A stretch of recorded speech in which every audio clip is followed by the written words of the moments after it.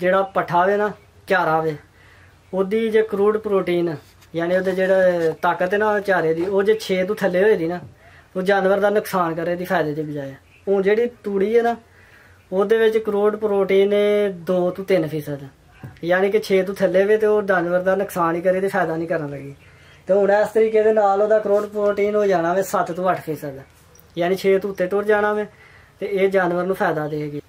ਇਹ ਤੂੜੀ ਲੈਣੀ ਹੈ ਉਹਦਾ ਵਜ਼ਨ ਕਰਨਾ ਵੇ ਕਿਸੇ ਵੀ ਤਰੀਕੇ 100 ਕਿਲੋ ਤੂੜੀ ਦੇ ਵਿੱਚ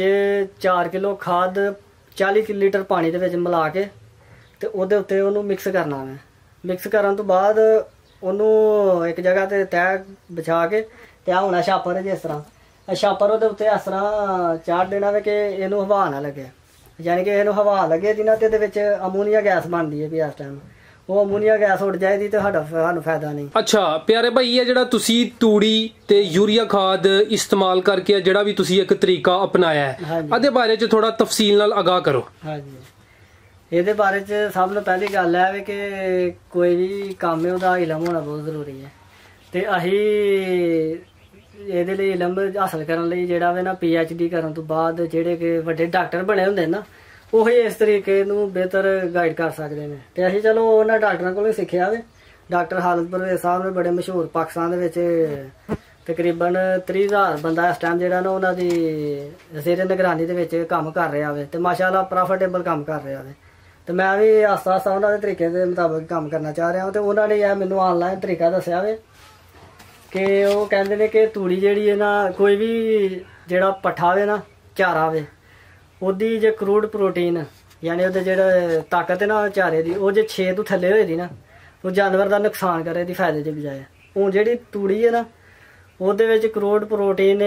2 ਤੋਂ 3% ਯਾਨੀ ਕਿ 6 ਤੋਂ ਥੱਲੇ ਵੇ ਤੇ ਉਹ ਜਾਨਵਰ ਦਾ ਨੁਕਸਾਨ ਹੀ ਕਰੇ ਤੇ ਫਾਇਦਾ ਨਹੀਂ ਕਰਨ ਲੱਗੀ। ਤੇ ਹੁਣ ਇਸ ਤਰੀਕੇ ਦੇ ਨਾਲ ਉਹਦਾ ਕਰੂਡ ਪ੍ਰੋਟੀਨ ਹੋ ਜਾਣਾ ਵੇ 7 ਤੋਂ 8% ਯਾਨੀ 6 ਤੋਂ ਉੱਤੇ ਟੁਰ ਜਾਣਾ ਵੇ ਤੇ ਇਹ ਜਾਨਵਰ ਨੂੰ ਫਾਇਦਾ ਦੇਗੀ। ਤੇ ਹੁਣ ਜਿਹੜੇ ਫੈਟਨਿੰਗ ਵਾਲੇ ਜਾਨਵਰ ਨੇ ਉਹਨਾਂ ਨੂੰ ਚਾਹੀਦਾ ਹੁੰਦਾ ਵੇ 12 ਕਰੋੜ ਪ੍ਰੋਟੀਨ ਪੂਰੇ ਦਿਨ ਦਾ ਤੇ ਉਹ ਫੈਟਨਿੰਗ ਫਿਰ ਇੱਕ ਦਿਨ ਦੇ ਵਿੱਚ 800 ਗ੍ਰਾਮ ਤੱਕ ਦਾ ਵਜ਼ਨ ਕਰਨ ਦੇ ਤੇ ਹੁਣ 2 ਕਰੋੜ ਪ੍ਰੋਟੀਨ ਤੋਂ 12 ਤੱਕ ਨਾਲ ਜੇ ਜਾਵਾਂਗੇ ਤੇ ਉਹਨਾਂ ਨੂੰ ਵੰਡਾ ਚਾਹੀਦਾ ਵੇ ਤਕਰੀਬਨ 5 ਤੋਂ 6 ਕਿਲੋ ਤੇ ਉਹ ਫਾਇਦਾ ਹੋਣ ਦੀ ਬਜਾਏ ਸਾਡਾ ਉਲਟਾ ਨੁਕਸਾਨ ਹੋਇਆ ਸਾਡੀ ਜੇਬ 'ਚ ਪੈਸੇ ਜਾਂਦੇ ਯਾਨੀ ਉਹਨਾਂ ਨੇ ਵਜ਼ਨ ਘੱਟ ਕਰਨਾ ਤੇ ਪੈਸੇ ਸਾਡੇ ਜ਼ਿਆਦਾ ਲੱਗ ਜਾਂਦੇ। ਹੁਣ ਇਹਨੂੰ ਆਹ ਖਾਦ ਲਾ ਲਈ ਉਹ 100 ਕਿਲੋ ਤੂੜੀ ਦੇ ਵਿੱਚ 4 ਕਿਲੋ ਖਾਦ ਉਹ ਸਮਝ ਲਓ ਕਿ 100 ਰੁਪਏ ਦੀ ਖਾਦ ਸਾਡੀ ਲੱਗੀ ਹੈ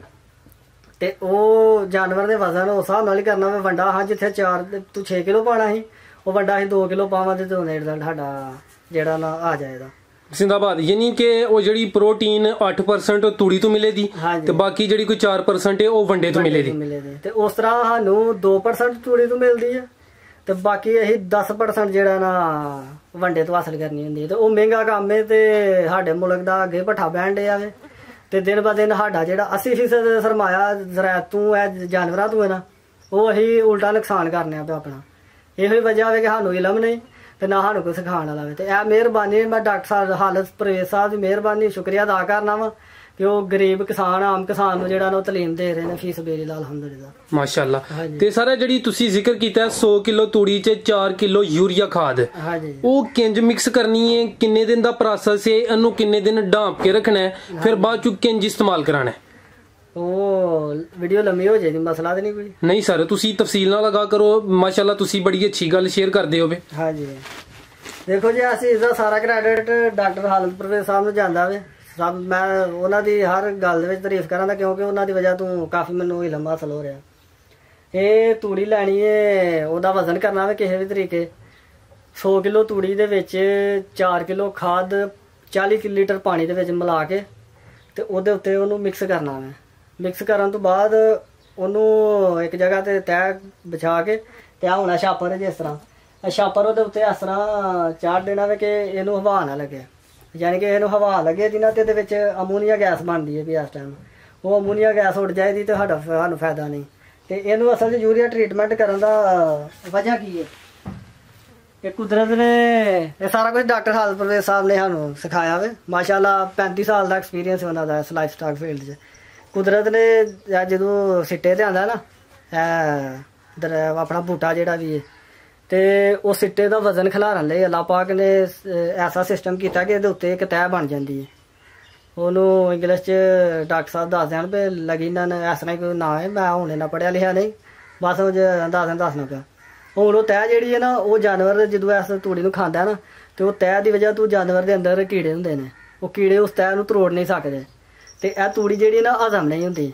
ਉਹ ਇਸ ਤਰ੍ਹਾਂ ਹੀ ਗੋਬਰ ਦੇ ਜ਼ਰੀਏ ਬਾਹਰ ਖਾਰਜ ਹੋ ਜਾਂਦੀ। ਯਾਨੀ ਕਿ ਜਾਨਵਰ ਤੂੜੀ ਖਾਂਦਾ ਹੋਵੇ, ਪੇਟ ਸਾਨੂੰ ਇੰਝ ਲੱਗਦਾ ਜਿਵੇਂ ਫੁੱਲ ਹੋਇਆ ਹੋਵੇ, ਮਗਰ ਉਹ ਹਵਾ ਜਿਸਮਾਨੀ ਫਾਇਦਾ ਨਹੀਂ ਹੁੰਦਾ। ਨਾ ਦੁੱਧ ਜਾਨਵਰ ਉਹਦੇ ਨਾਲ ਦੁੱਧ ਵੀ ਵਧਾਏਦਾ, ਬਿਲਕੁਲ ਨਹੀਂ ਵਧਾਉਣ ਲੱਗਾ ਉਸ ਤਰ੍ਹਾਂ, ਤੇ ਨਾ ਜਾਨਵਰ ਦੀ ਗਰੋਥ ਹੋਈ, ਕਿਉਂਕਿ ਉਹ ਕਰੋੜ ਪ੍ਰੋਟੀਨ ਉਹਨੂੰ ਬਿਲਕੁਲ ਦੋ ਤੇ ਉਹਨੂੰ ਲੱਭ ਰਿਹਾ ਵੇ। ਉਹ ਫਿਰ ਇਹਦੇ ਵਿੱਚ ਇਹ ਹੋਣਾ, ਕੁਛ ਲੋਕ ਸਮਝਦੇ ਹੁੰਦੇ ਕਿ ਜ਼ਹਿਰ ਬਣ ਗਿਆ ਵੇ, ਕਿਉਂਕਿ ਖਾਦ ਹਰ ਉਹਨੂੰ ਪਤਾ ਵੀ ਇਹ ਖਾਦ ਜ਼ਹਿਰ ਪੌਦਿਆਂ ਨੂੰ ਪਾਈਦਾ ਵੇ। ਹੁਣ ਉਹਨਾਂ ਨੇ ਕਿਹਾ ਵੀ ਕਿ ਇਹਨੂੰ ਇਸ ਤਰ੍ਹਾਂ ਕਰਨ ਦਾ ਮਕਸਦ ਹੈ ਵੀ ਕਿ ਇਹ ਜਦੋਂ ਇਸ ਤਰ੍ਹਾਂ ਪਾਣੀ ਵਿੱਚ ਮਿਕਸ ਕਰਕੇ ਇਹਨੂੰ ਕਰ ਦਿੰਦੇ ਨਾ, ਹਵਾ ਬੰਦ ਕਰਨਾ, ਤੇ ਉਹ ਖਾਦ ਜਿਹੜੀ ਹੈ ਨਾ, ਉਹਦਾ ਫਾਰਮੂਲਾ ਬਣ ਜਾਂਦਾ ਅਮੋਨੀਆ ਗੈਸ ਵਾਲਾ। ਯਾਨੀ ਕਿ ਪਹਿਲਾਂ ਹੋਰ ਫਾਰਮੂਲਾ ਹੁੰਦਾ, ਜਦੋਂ ਇਹ ਤਰੀਕਾ ਕਰਨਾ ਤੇ ਇਹਦੇ ਵਿੱਚ ਉਹ ਅਮੋਨੀਆ ਗੈਸ ਬਣ ਗਈ ਹੈ। ਇਸ ਟਾਈਮ ਮੌਜੂਦਾ ਅਮੋਨੀਆ ਗੈਸ ਹੈ, ਉਹਨੇ ਇਸ ਤਰ੍ਹਾਂ ਇਹਨੂੰ ਤਰੋੜ ਦੇਣਾ ਵੇ। ਜਿਹੜੇ ਤਰੱਕੀ ਯਾਫਤਾ ਮੁਲਕ ਨੇ ਨਾ, ਉਹ ਡਾਇਰੈਕਟ ਹੀ ਸਿਲੰਡਰ ਗੈਸ ਵਾਲਾ ਜਿਹੜਾ ਨਾ, ਉਹਦੇ ਵਿੱਚ ਧੁਨ ਹਟਦੇ ਨੇ, ਤੇ ਉਹ ਗੈਸ ਵਿੱਚ ਫੈਲ ਜਾਂਦੀ ਹੈ। ਪਰ ਅਸੀਂ ਜ਼ਰਾ ਗਰੀਬ ਮੁਲਕ ਆ, ਥੋੜਾ ਜਿਹਾ ਖਾਦ ਦੇ ਜ਼ਰੀਏ ਜਿਹੜਾ ਨਾ ਅਮੋਨੀਆ ਗੈਸ ਹਾਸਲ ਕਰਨੀ ਹੈ। 1 ਮਹੀਨੇ ਬਾਅਦ ਇਹਨੂੰ ਅਸੀਂ ਛਾਪਰ ਲਾ ਦਿਆਂਗੇ, ਤੇ ਇਹਨੂੰ ਹਵਾ ਲਵਾ ਕੇ ਥੋੜੀ ਤੇ ਬਈ ਉਹ ਅਮੋਨੀਆ ਗੈਸ ਉੱਡ ਜੇ, ਤੇ ਉਹ ਜਾਨਵਰਾਂ ਦੇ ਅੱਗੇ ਸੱਟਾਂ ਤੇ ਉਹ ਸ਼ੌਕ ਨਾਲ ਖਾਂਦੇ। ਯਾਨੀ ਕਿ ਉਹ ਜਿਹੜੀ ਖਾਦ ਹੈ ਉਹ ਅਸਲ 'ਚ ਕੰਮ ਕਰਦੀ ਵੀ, ਜਿਹੜਾ ਤੁਸੀਂ ਦੱਸਿਆ ਇਹਦੀ ਤਹਿ ਵੇ ਤੂੜੀ ਦੀ, ਉਹਦੇ ਉੱਤੇ ਜਿਹੜੀ ਤਹਿ ਵੇ ਉਹਨੂੰ ਤਰੋੜਦੀ ਹੈ। ਫਿਰ ਜਦੋਂ ਜਾਨਵਰ ਖਾਂਦਾ ਤੇ ਉਹ ਜਿਹੜੇ ਜਾਨਵਰ ਦੇ ਪੇਟ 'ਚ ਕੀੜੇ ਹੁੰਦੇ ਨੇ, ਉਹਨਾਂ ਦੇ ਖਿਲਾਫ ਵੀ ਜਿਹੜਾ ਨਾ ਕੁਵਤ ਮੁਦਾਫਤ ਪੈਦਾ ਹੁੰਦੀ ਹੈ। ਜ਼ਿੰਦਾਬਾਦ ਸਰ।